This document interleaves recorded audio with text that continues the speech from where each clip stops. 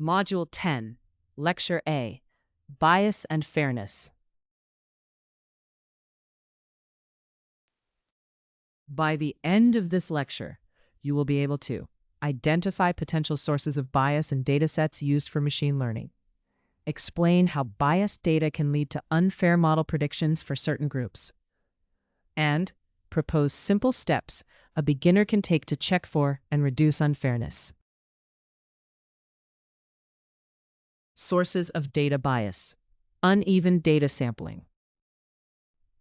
Uneven data sampling occurs when some groups or conditions appear much more often than others in a dataset, so it no longer represents the real world accurately. For example, a medical dataset might mostly include adults and leave out children and older adults, or a language dataset might focus too heavily on one region. When a machine learning model is trained on this kind of imbalanced data, it learns more about the dominant groups and much less about the underrepresented ones. As a result, its predictions become biased, working well for the majority but less reliably for minority groups, which affects how fairly and accurately the model interprets the world. Uneven sampling often arises from everyday choices about where and how data is collected, and this can quietly build bias into a system before any algorithms are used. For example, a facial recognition model trained mostly on images from social media popular with young urban adults may not work as well for older people, rural communities, or those with darker skin tones. In a similar way, a credit scoring model built mainly on data from large banks can miss the financial behavior of people who rely on credit unions or informal lending. These sampling decisions shape who is represented in the data and lead to models that perform best for the groups that are most heavily recorded. Uneven data sampling can be hard to spot, even in large datasets or with advanced models. A dataset may look big, but still be biased if it mostly comes from a narrow set of sources, such as one country, one hospital type, or one university. This kind of imbalance distorts how the model learns about the world and can lead to poor or unfair predictions for groups that are underrepresented. To improve fairness and reliability, it is essential to check who is included or missing in the data and consider how those gaps affect different populations.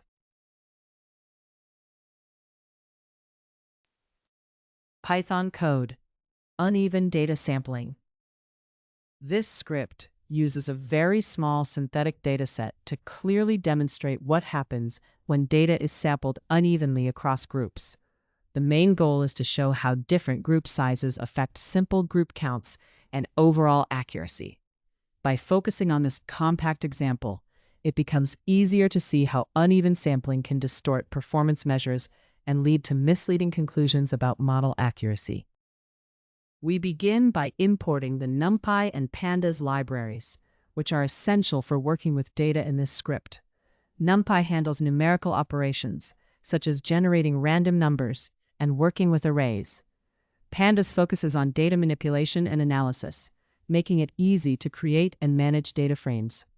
Together, these tools form the foundation for the data sampling and analysis tasks we will perform. We begin by setting a fixed random seed using the numerical library so that any random numbers generated will be the same every time the script runs. This step makes the code deterministic, meaning it will always produce identical results under the same conditions. Doing this is essential for reproducibility because it allows others to run the same script and obtain exactly the same outputs. We begin by building a small, balanced dataset with two groups, each containing 20 samples. For the first group, we generate ages using a normal distribution with a mean of about 30 years and a standard deviation of 5 years. This creates ages that cluster around 30, but still vary realistically, giving us a plausible age distribution for that group. We create ages for the second group using a normal random generator, so that most ages are around 50 years old, with a spread of about 5 years. The number of people in this group is set to match the balanced size per group, so both groups start with the same number of samples. This balanced setup lets us later compare how having different age distributions between groups can influence the outcomes.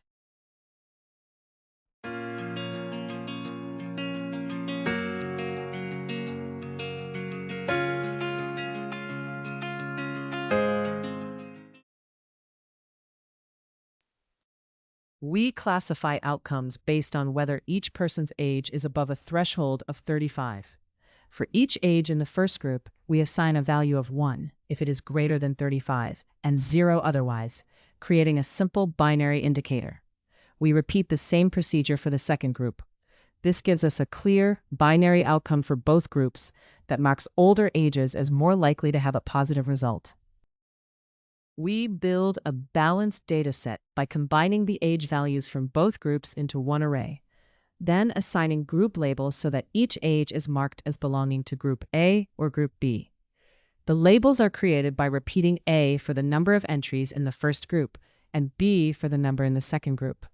We also merge the outcome values from both groups, which indicate whether each age is above a chosen threshold. Finally, we bring together the ages, group labels, and outcomes into a single pandas data frame, giving us a structured dataset with equal representation from the two groups. We start by printing a short message to explain that we are about to show the group counts for the balanced dataset. Then, we use a pandas data frame function to count how many entries fall into each group in the group column. This quick summary lets us verify that each group has the expected number of entries and that the dataset is truly balanced. We create an unevenly sampled dataset by choosing different sample sizes for two groups. Group A is given a size of 35, making it the larger group, while Group B is given a size of 5, making it much smaller. This imbalance is intentional and allows us to study how having more data from one group than another can influence our analysis and the conclusions we draw. We start with a balanced data set and create an uneven sample by selecting indices for each group. For Group A, we randomly choose enough indices to reach the desired larger size, allowing repeats so some original entries can appear multiple times. For Group B, we randomly choose fewer indices, again with replacement. This procedure makes Group A overrepresented in the new dataset and intentionally produces an uneven sampling of the two groups.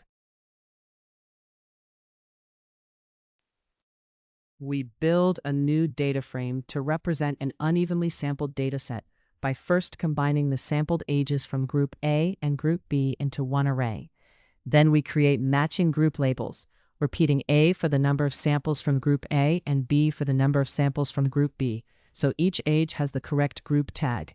Finally, we combine the sampled outcomes from both groups using the same indices, aligning each outcome with its age and group. The resulting data frame captures the intended uneven sampling, with more observations from Group A than from Group B. We begin by printing a short message to signal that we are about to show the group counts for the uneven dataset, which provides context for the results. Then we call the value counts operation on the group column of the uneven data table. This operation counts how many samples fall into each group. The resulting counts reveal how the data is distributed across groups after applying the uneven sampling strategy.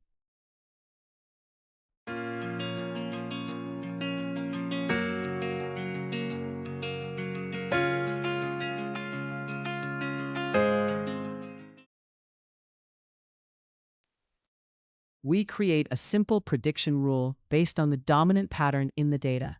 In this case, we focus on Group A, which is overrepresented in the uneven dataset.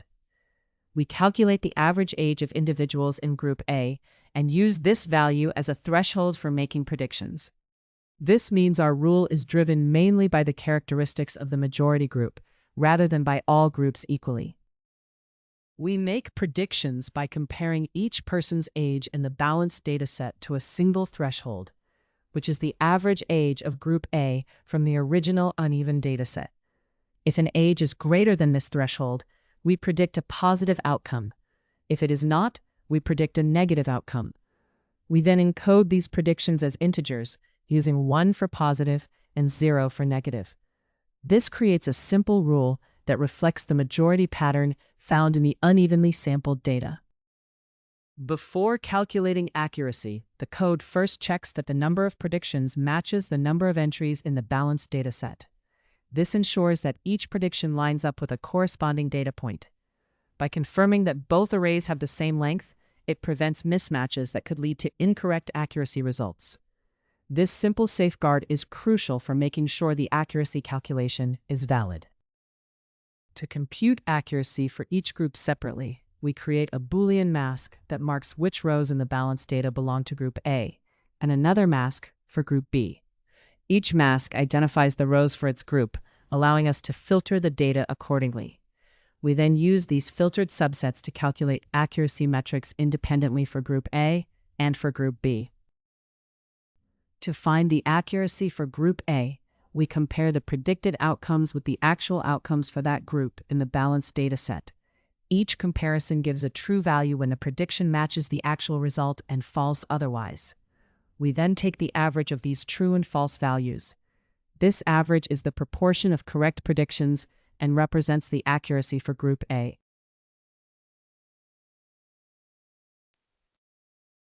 To find the accuracy for group B, we focus only on the predictions and actual outcomes that belong to this group. We then compare each prediction with its actual outcome and count how many are correct. Finally, we take the average of these correct matches, which gives the accuracy as the proportion of correct predictions for group B. We now compare the accuracies for each group to see how well our naive rule performs when using the threshold learned from the unevenly sampled data. We first indicate that these results are based on that uneven sampling threshold, then report the accuracy for group A rounded to 3 decimal places. We do the same for group B, also rounding to 3 decimal places for clarity. This side-by-side comparison helps us understand how uneven sampling affects the rule's performance across the two groups. The final print statement summarizes how uneven sampling has affected the dataset. It reports how this sampling changed the fit of the rule applied to the data, serving as a closing observation. By comparing the rule's performance on the balanced and uneven datasets, it highlights that sampling choices can significantly influence analysis results. This emphasizes the importance of considering sampling methods when interpreting model behavior.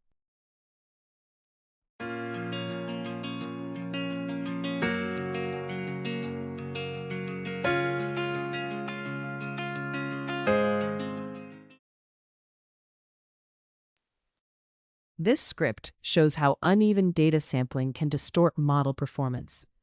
It first builds a balanced dataset with 2 groups, A and B, whose ages differ and whose outcomes depend on whether age is above a certain cutoff. Then it creates an uneven dataset where group A is much more common than group B, and uses the average age of group A from this skewed data as a simple prediction threshold. When this rule is tested on the original balanced data, it works well for group A, but poorly for group B. This demonstrates that training on unbalanced data can bias a model toward the majority group and reduce accuracy for underrepresented groups. Legacy bias in data. Legacy bias in data happens when historical inequalities are built into the datasets used to train machine learning models. Pause. These datasets reflect past social, economic, and political conditions, so they carry forward the biases of those periods. For example, if certain neighborhoods were historically over-policed, arrest records will show higher rates there because of policing patterns, not necessarily higher crime. Pause. A predictive policing model trained on this data may then wrongly label these areas as high risk, repeating and reinforcing past injustices. Pause. This shows how models can unintentionally learn and amplify historical biases even without anyone explicitly programming them to do so. Legacy bias occurs when historical inequalities are baked into data, even in areas that do not seem directly related to discrimination. If a company once favored certain universities or pushed women and minorities into lower-paying roles, models trained on that data may learn to see those biased patterns as signs of success. In healthcare, communities with poor access to testing may appear healthier on record simply because their conditions were underdiagnosed. These patterns do not reflect real differences between groups, but rather the unequal opportunities and access captured in past data. Legacy bias remains in machine learning systems, even when we try to be fair, because it is built into historical data. New practitioners may trust large datasets without questioning how they were created or whose experiences they represent. For instance, credit scoring data can mirror past biased lending, making some groups appear riskier than they truly are. By treating data as a historical artifact, we can better detect where bias may be hidden and understand that simply adding more of the same data will not automatically produce fairer models. Unequal data measurement. Unequal data measurement occurs when we record information differently across groups, even when their real situations are similar. It is not about who is included in the data, but about how their characteristics or outcomes are measured, often because tools are inconsistent or human judgments are biased. For example, pain levels in healthcare may be recorded as lower for some demographics due to stereotypes. When models are trained on this kind of skewed data, they learn and reproduce these biased patterns in their predictions. Unequal measurement happens when subjective judgments are treated as objective data. In workplaces, managers' ratings of traits like leadership or communication can be distorted by unconscious bias, giving some groups unfairly high or low scores. If models for hiring or promotion are trained on these biased ratings, they learn the bias instead of true performance.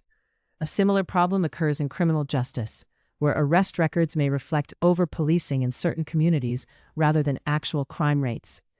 Models trained on this data can then unfairly target those communities with harsher decisions. Unequal data measurement happens when technology, language, or environment affects how signals are captured, and this can introduce hidden bias into machine learning models. For instance, facial recognition may perform worse on darker skin tones if it was mainly trained on lighter skin, and sentiment analysis may misread feedback if it only reflects a dominant dialect. Online learning systems can also collect rich data from students with strong internet connections, but very limited data from those with poor connectivity, which distorts engagement metrics. These kinds of disparities in what is measured and how it is measured lead to biased labels and skewed model behavior. Unequal model outcomes. Error rate gaps. Error rate gaps describe how often a model makes mistakes for different demographic groups and whether those errors are evenly distributed. A model can look accurate overall, while still performing much worse for certain groups, such as older patients compared with younger ones. These gaps often arise from biased or unbalanced training data and show that the model is not serving all groups equally. Therefore, it is important to evaluate fairness by looking beyond overall accuracy and examining performance across different groups. Error rates in machine learning can differ across groups depending on the task. In hiring systems, a model may wrongly reject qualified candidates from a particular group, increasing their false negative rate. In fraud detection, it may incorrectly flag legitimate transactions from another group, raising their false positive rate. These unequal errors often stem from historical biases in the training data, such as past hiring or fraud patterns, which the model learns as if they were objective facts. As a result, disadvantaged groups can face disproportionate burdens from these systems. Differences in error rates between groups are important because they create unequal experiences in real systems. For example, if facial recognition makes more mistakes for people with darker skin tones, they face more failures and delays. In education, biased models may overlook students from certain backgrounds who need support. These gaps show that the system is reinforcing existing inequalities, so fairness must be evaluated not just by overall accuracy, but by how well it works for each group individually.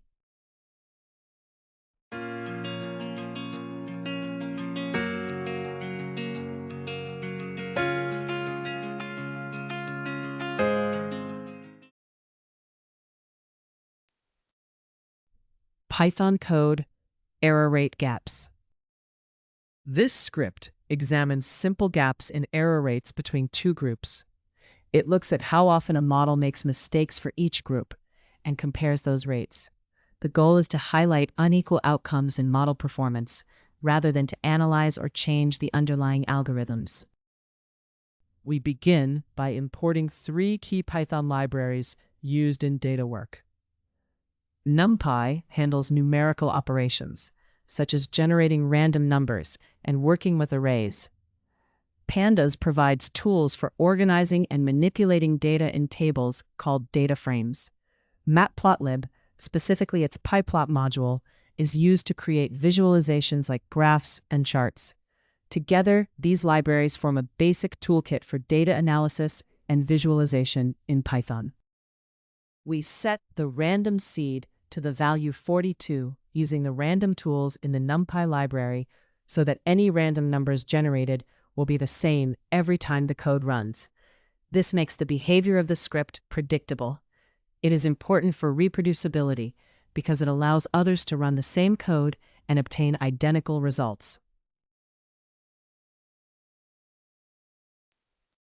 We begin by building a small dataset organized as a dictionary with 2 parts. The first part is a group label, where the first 20 entries belong to group A and the next 20 belong to group B, giving us 2 groups to compare. The second part is the true outcome for each entry, where in each group, the first 10 entries have a true label of 1 and the next 10 have a true label of 0. This design gives both groups the same distribution of true outcomes, so we can focus on how predictions might differ between them rather than on differences in the underlying data. We begin by creating an empty list to hold our predicted outcomes, then loop through each item in the group data while keeping track of its index and group label. For each position, we look up the corresponding true label. When the current group label is A, we assign a 10% chance that the true label will be flipped to create a prediction error. This process is used to simulate biased predictions in which Group A is given a lower error rate than Group B. In this part of the code, we intentionally introduce prediction errors for Group B by flipping the true label with a probability of 0.4. This means that for Group B, there is a 40% chance that the predicted label will be wrong. We choose this higher error rate on purpose to simulate biased predictions against Group B when compared with Group A. We generate a random number and compare it to the flip probability to decide whether to flip a prediction. If the random number is less than this probability, we change the prediction to the opposite of the true label, which deliberately introduces an error. By doing this in a controlled way based on group membership, we simulate a biased prediction process where some groups are more likely to receive incorrect predictions.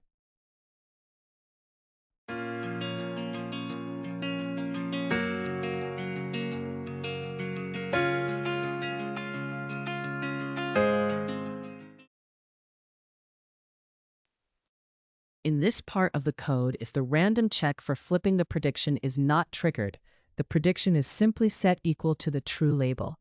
As a result, the model predicts correctly for that instance, matching the actual outcome. This mechanism is used to simulate a setting where predictions are only sometimes wrong, based on a predefined error probability for each group. The code loops through each entry in the dataset, and for each one, generates a prediction that may flip the true label with a probability that differs between groups A and B.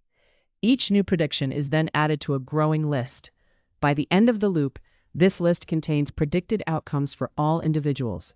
This complete set of predictions can then be used to analyze error rates across the dataset and between the 2 groups. We begin by using a pandas data frame to organize our data in a table with columns for group labels and true outcomes. We then add another column called prediction that stores the model's predicted outcomes, which were created earlier with a built-in bias against Group B. With this structure in place, we can easily examine and compare how prediction errors differ between the groups. The code first checks that the data frame has exactly 40 rows and 3 columns.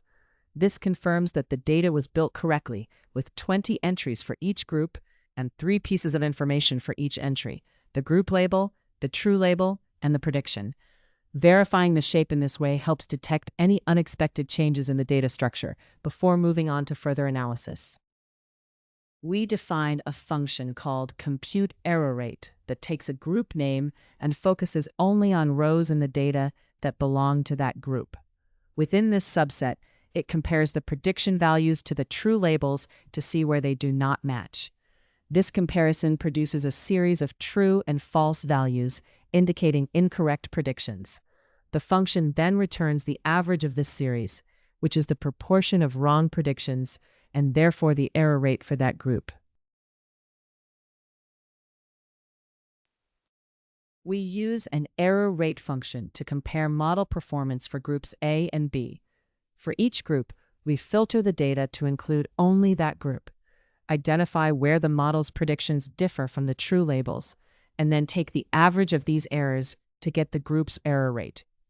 By computing and comparing these error rates for Group A and Group B, we can see how the model's accuracy differs between the two groups. To find the overall error rate, we compare each predicted label with its true label and mark whether they match. This comparison produces a series of true or false values, where true indicates a mismatch and therefore an error. We then take the average of these values, which gives the proportion of incorrect predictions. This proportion is the overall error rate across all individuals. The code reports how well the model performs overall and for two specific groups. It first prints the overall error rate, rounded to 3 decimal places, to summarize performance on all data. Then it prints the error rates for Group A and Group B, each rounded the same way, to show how often the model is wrong for each group separately. Finally, it computes the error rate gap by subtracting Group A's error rate from Group B's and rounding the result, highlighting any difference in performance that may indicate bias between the two groups. We create a bar chart with labels for the overall error rate and the error rates for Group A and Group B. For each label, we provide the corresponding error value that will be plotted. This setup lets us visually compare how the overall error rate relates to the error rates of each group, and makes it easier to spot any differences between them.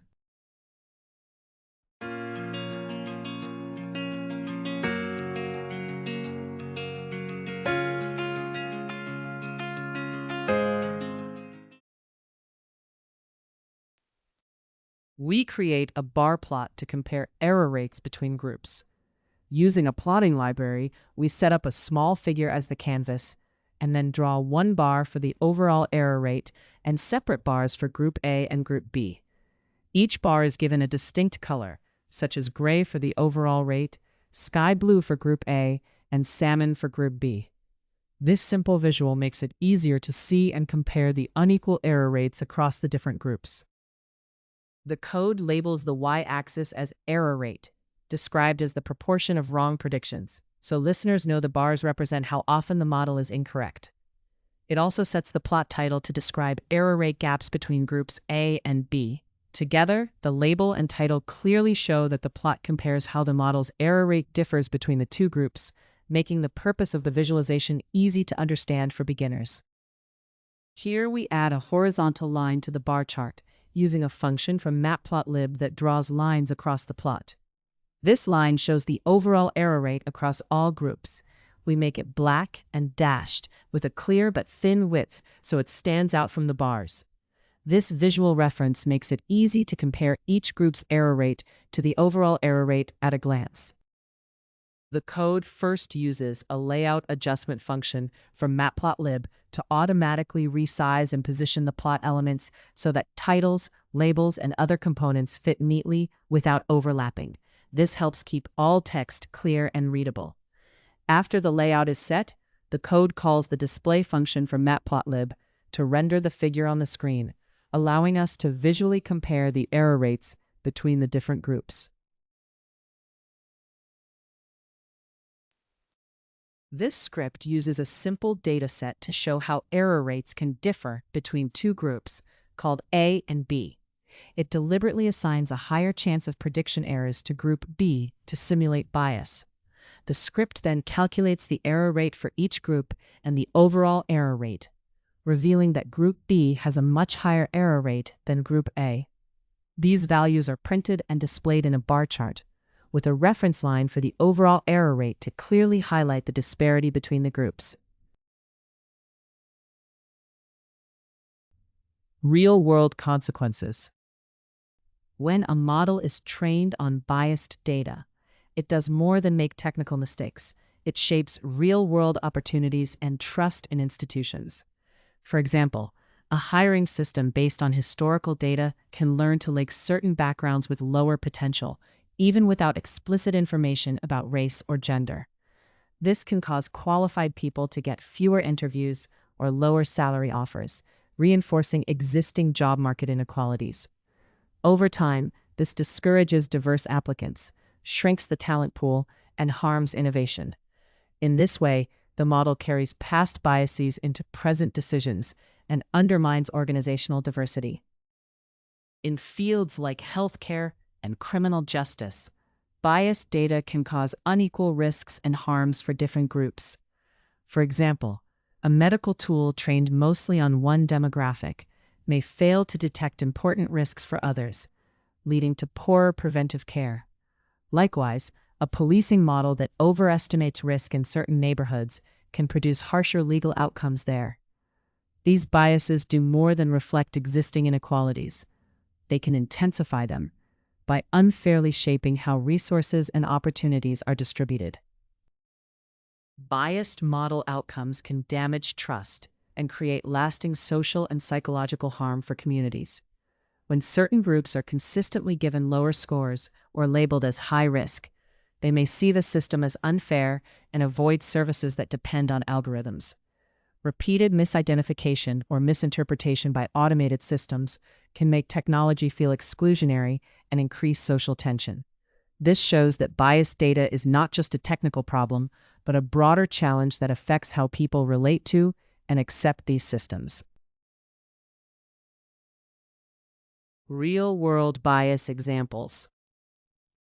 Automated hiring tools that rank candidates based on resumes can inherit biases from the data they are trained on. If a company has historically hired mostly men for technical roles, the model may learn to link success with male-associated terms and backgrounds. Even without explicit gender information, it can infer gender from names or activities and systematically score equally qualified women or non-binary candidates lower. These are not random mistakes, but predictable disadvantages caused by biased training data. Predictive policing and crime risk assessment tools often use past arrest and court data that already reflect social biases.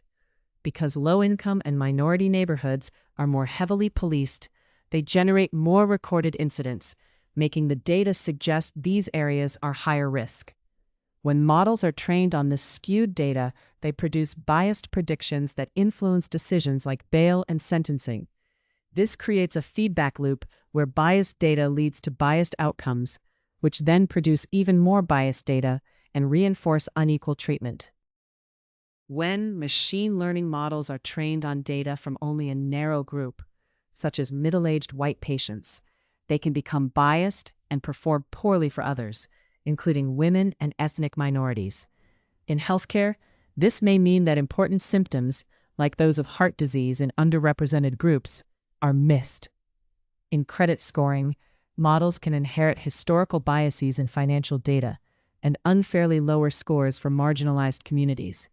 As a result, these systems can unintentionally reinforce existing inequalities in critical areas like health and finance.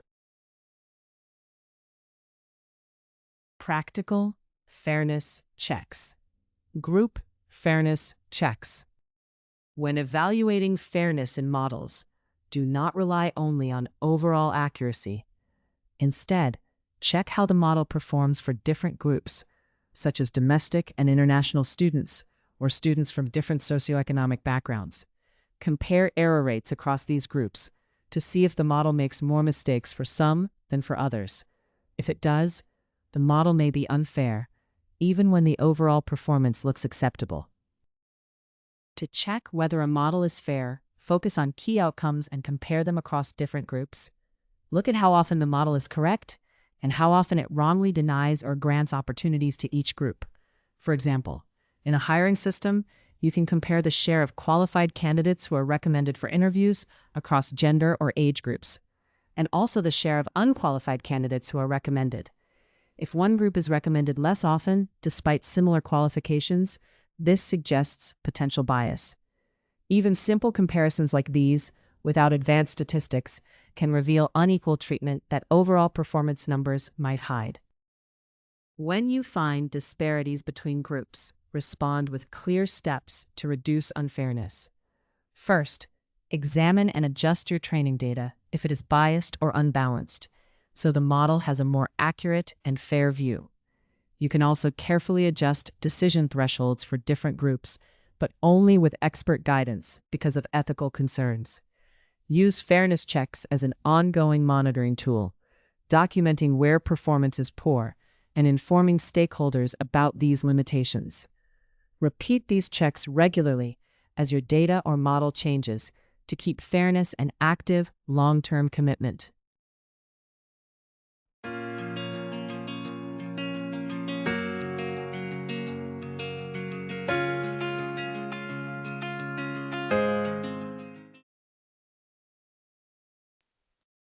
Python code, group fairness checks. This script demonstrates basic checks for group fairness using a small synthetic hiring recommendation dataset. It focuses on how often the model makes mistakes for different demographic groups. By comparing error rates across these groups, we can begin to see whether the model treats them similarly or shows potential bias. In this setup, the necessary libraries are already included in Google Colab, so you do not need to install them yourself. This makes getting started easier and faster. The import statements are limited to safe, trusted libraries, which helps maintain security and reliability when running the code. This controlled environment is a standard way to ensure that scripts use only approved and secure tools. We begin by importing two key Python libraries, numpy and pandas, to handle data efficiently. Numpy supports fast numerical calculations, while pandas provides convenient data structures for organizing and manipulating datasets. Together, they form the foundation for the data processing tasks we will carry out in this script. We use NumPy's random number generator with a fixed seed value of 42 to make our results reproducible. Setting this deterministic seed means that every time we run the script, it will produce the same sequence of random numbers. This consistency is important when we want to verify results, compare experiments, or share code with others. We begin by creating a small synthetic dataset for a hiring scenario with 40 data points, each representing a candidate. For each candidate, we generate a binary value using a random integer function to indicate whether the candidate is qualified or not. A value of 0 means not qualified, and a value of 1 means qualified. This simple setup simulates a basic hiring decision process and provides a foundation for later analysis of fairness in those decisions. We add a gender column to our dataset to group individuals for fairness analysis. Using a random selection method, each entry is labeled as either female or male. This setup lets us later compare how the model performs for these two groups and check for any bias or unequal treatment in its recommendations. To simulate a biased model, we first assign each candidate a base score that combines their true qualification status with a small amount of random noise. This noise is drawn from a normal distribution centered at 0 with a standard deviation of 0.4. Adding this noise introduces variability into the scores, so they do not perfectly match the candidate's actual qualifications. This setup mimics real-world conditions where model predictions are imperfect and can deviate from true performance. To simulate bias in our model, we artificially add a small unfair bonus to scores based on gender. We create an adjustment where males receive an extra 0.3 points and females receive no bonus. This adjustment is added to the original scores to produce the final model scores. By inflating scores for one gender group, we can study how such bias affects the fairness of the model's recommendations. We organize our dataset in a pandas data frame with 3 key columns: qualified, gender, and score. The qualified column uses binary values to show whether each candidate is considered qualified. The gender column records whether each candidate is female or male. The score column holds the model's score for each candidate, which may include a bias adjustment. This structured format makes it easier to manipulate the data and analyze it for fairness.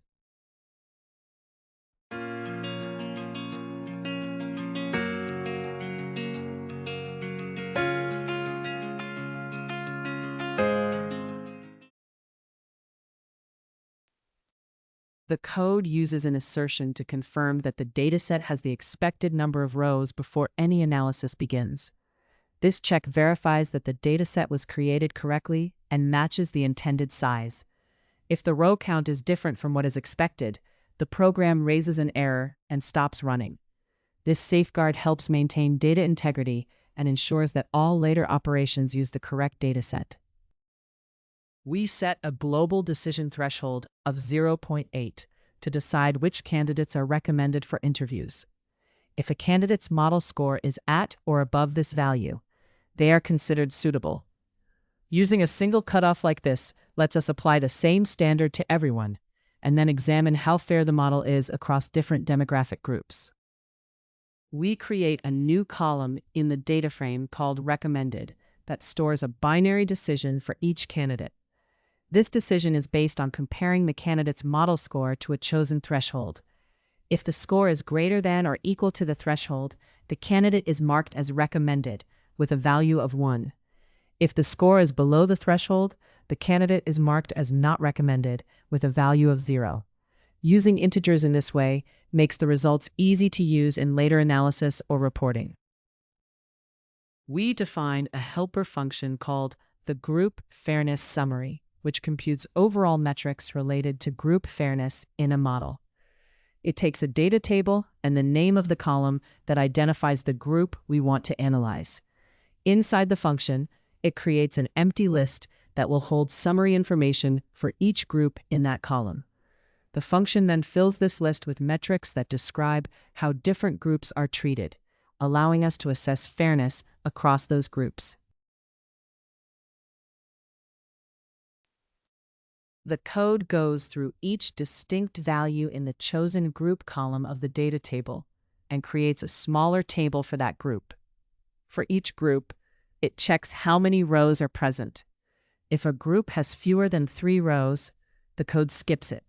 This rule helps avoid calculating rates on very small samples, which could lead to unstable or unreliable results. We start by finding how many entries are in the current group by taking the length of its data table, which tells us the group size. Then we count how many individuals in this group are qualified by summing the values in the qualified column. This total shows how many people meet the qualification criteria and is essential for evaluating how well the model recommends qualified candidates. The code first checks whether there are any qualified candidates in a group. If there are none, it sets the true positive rate to not a number to avoid dividing by 0. If there are qualified candidates, it computes the true positive rate as the number of correctly recommended qualified candidates divided by the total number of qualified candidates in that group. This value shows how effectively the model recommends qualified individuals within that group.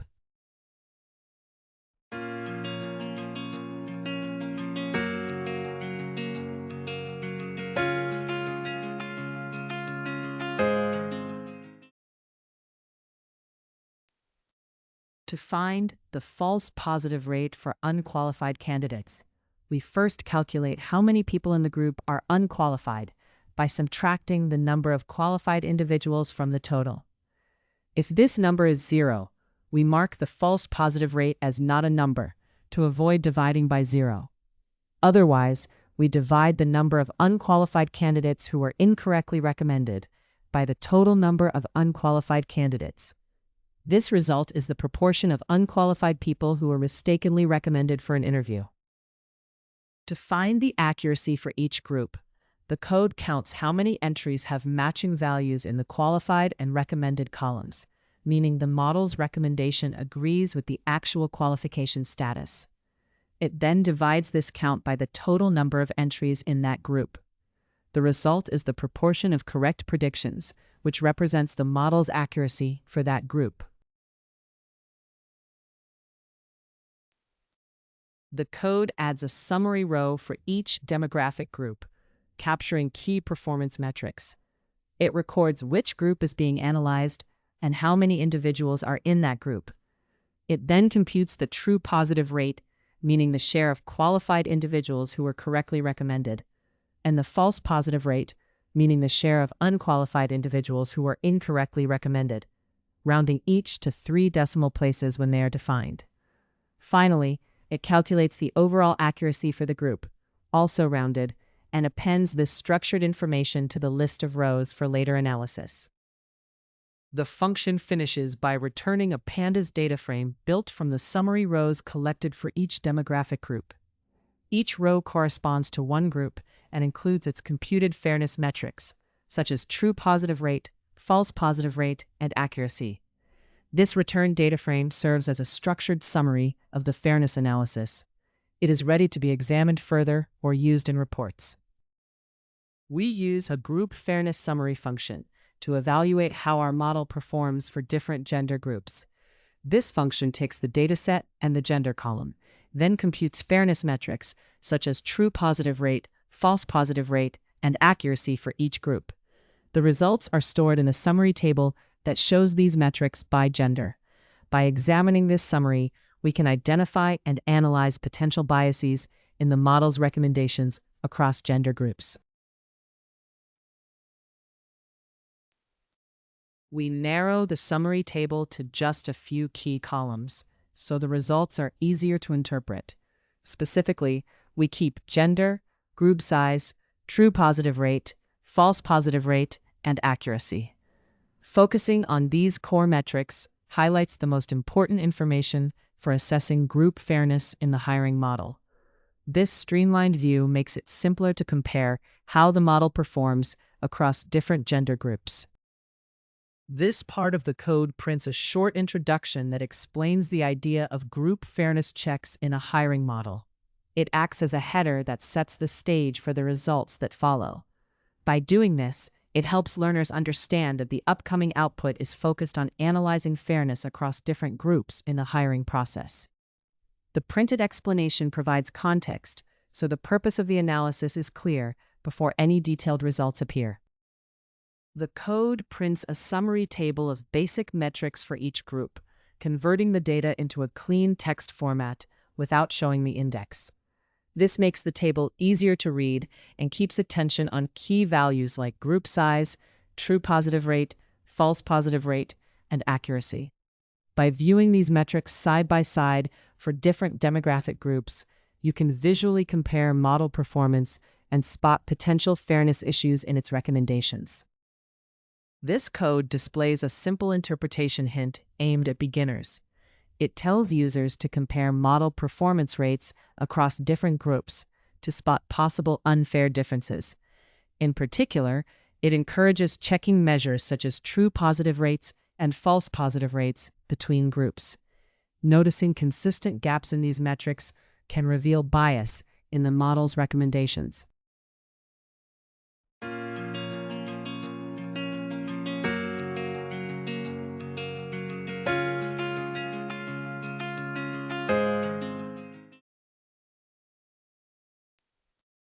This script analyzes group fairness in a synthetic hiring dataset by simulating qualified candidates and assigning them a gender.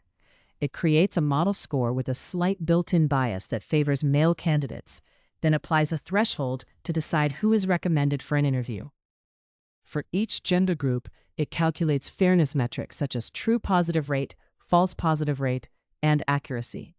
By comparing these metrics between males and females, the script highlights disparities in model performance and helps reveal potential bias in the hiring recommendations. Broadening data representation. When expanding data representation, make sure your training data reflects the range of people and situations your model will face in the real world. Begin by checking who or what is missing from your dataset, because models trained on narrow groups, such as applicants from only a few universities or patients from one age group or country, may not work well for others. By identifying gaps in characteristics like age, gender, or geography, you can reduce bias and move your model toward fairer performance across different populations. After you identify gaps in your data, the next step is to add more data from the groups that are underrepresented. This usually means collecting additional examples from those groups while following ethical and privacy standards. For a language model, you might gather more speech or text from rural areas or different dialects.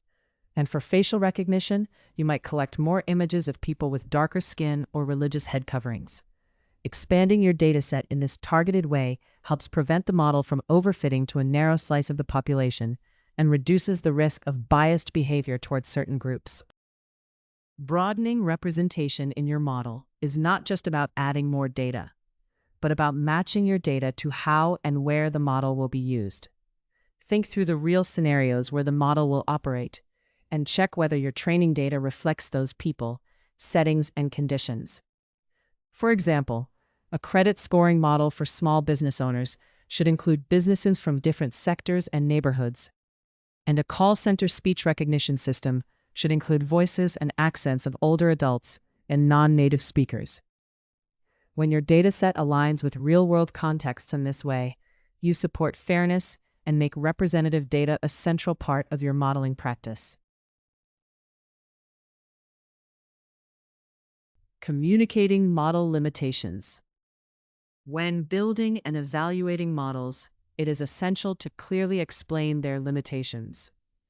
Even if you work to reduce bias and improve fairness, models are constrained by the data they see and the conditions they were trained for, which can make their predictions unreliable in other settings. For example, a model trained mostly on urban public school data to predict which students need academic support may not work well for rural or private school students. By stating these boundaries in simple terms, you help users avoid over-relying on the model and encourage them to combine its output with their own judgment.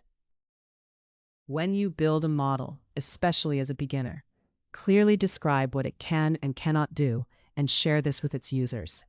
Explain its main purpose, what data it was trained on, and where it may be less accurate, such as for certain groups or situations. For example, if a hiring model was trained mostly on applications from specific universities or countries and has not been checked for fairness across factors like disability or age, say so. This transparency helps hiring managers understand the model is only one input and that they should be especially careful when reviewing candidates who are underrepresented in the training data. When explaining model limitations, emphasize that users should treat the model as one tool among many, not as the final decision maker, especially in sensitive areas like healthcare or education. Make clear that a model trained only on adult data should not be used for children and may perform poorly for people who rarely visit clinics. Encourage professionals to review cases where bias might appear and to report any unfair patterns they notice. This creates a feedback loop where users can surface fairness issues and support ongoing model improvement.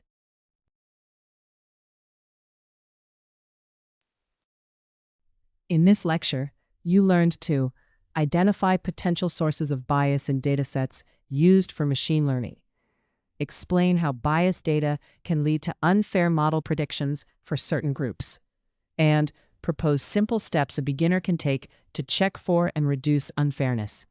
Congratulations on completing this course. Thank you for your attention. See you all in the next lecture.